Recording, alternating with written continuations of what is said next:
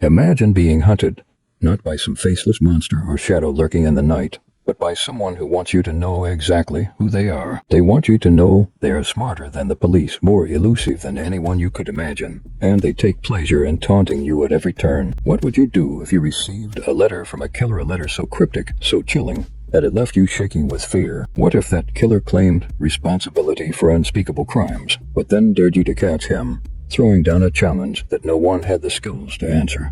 This is the story of one of the most terrifying serial killers in American history, the Zodiac Killer, a man who, decades after his reign of terror, remains as much a phantom as he did in the late 1960s. His crimes, his letters, and his enigma still haunt us to this day. The first attack, December 1968.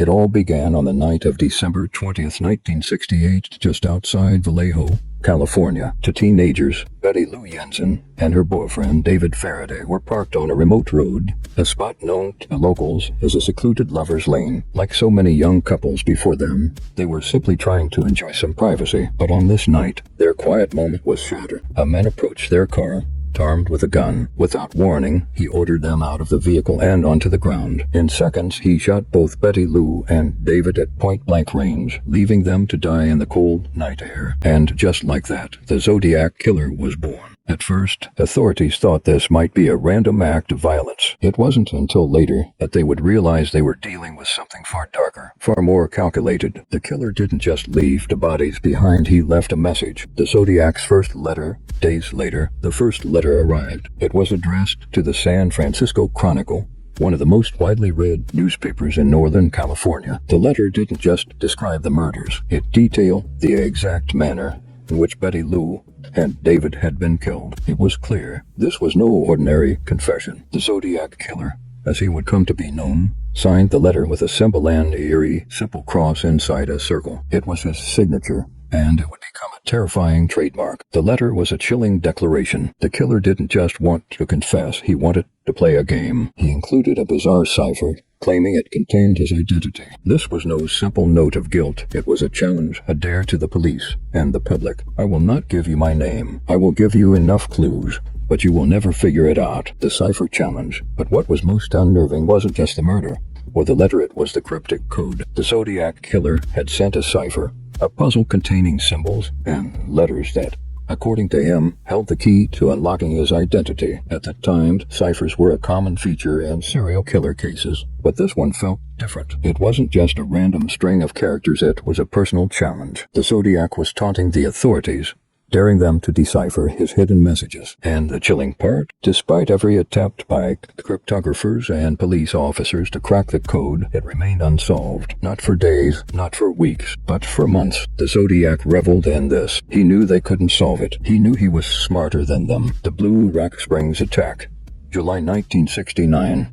And then, in July of 1969, the Zodiac struck again. This time, it was a young couple, Darlene Ferrin and Michael Mago, parked at Blue Rock Springs, another quiet spot outside Vallejo. It was late at night. The couple was enjoying each other's company, when suddenly a man appeared at their window. He approached them, seemingly unarmed, but then pulled out a gun and opened fire. Darlene was killed instantly, but Michael survived, though he was badly injured. He later described the man as wearing dark clothing, but the most disturbing part of his description was the calmness of the killer. He didn't run away. He didn't panic. The Zodiac simply walked back to his car and drove off into the night, as if nothing had happened. But once again, this wasn't the end. The killer sent another letter to the San Francisco Chronicle claiming responsibility for the attack, providing more details that only he could have known. The taunting didn't stop. In fact, it intensified. The Lake Berryessa attack, September 1969.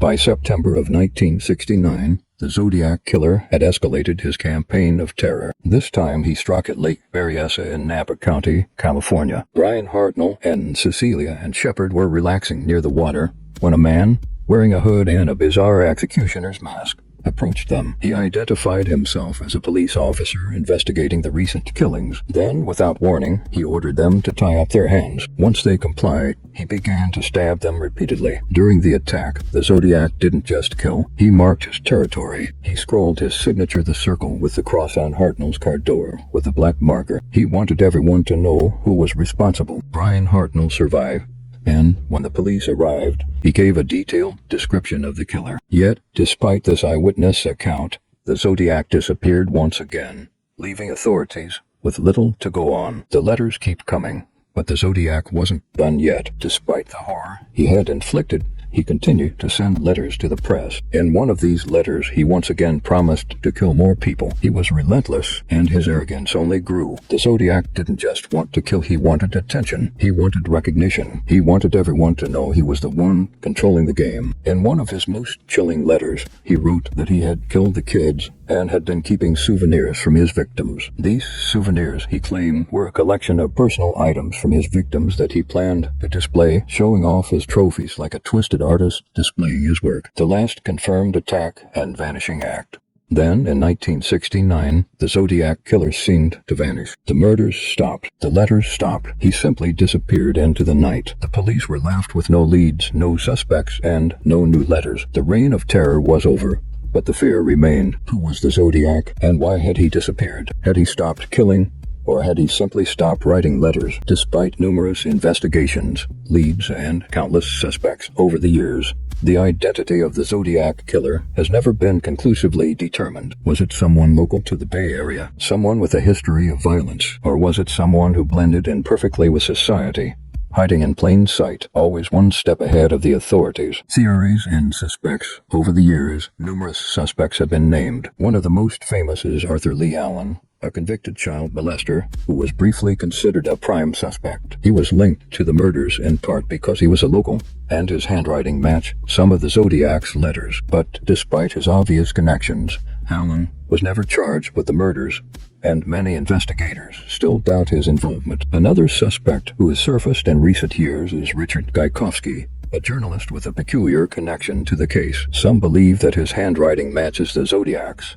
and others point to his bizarre behavior around the time of the murders. But once again, there is no concrete evidence linking him to the crimes. And then there are those who believe the Zodiac killer was never caught because he was never meant to be caught. Perhaps he stopped killing, not because he wanted to, but because he knew there was no real challenge left. Perhaps, like some other serial killers, he simply wanted to be remembered and then disappeared when the fame started to wane. The legacy of the Zodiac killer. The Zodiac killer remains one of the most chilling unsolved serial killer cases in American history. His letters, his ciphers, and his taunting behavior still linger in the minds of those who followed the case. More than 50 years later, we still ask ourselves, who was he? Why did he kill? And why did he disappear? Some say that the Zodiac killer is long dead, that his reign of terror ended when he stopped writing letters. Others believe he may still be alive, living in plain sight, perhaps in a quiet suburban neighborhood among us. Asterisk, what makes the Zodiac killer so terrifying is the uncertainty. We don't know who he was.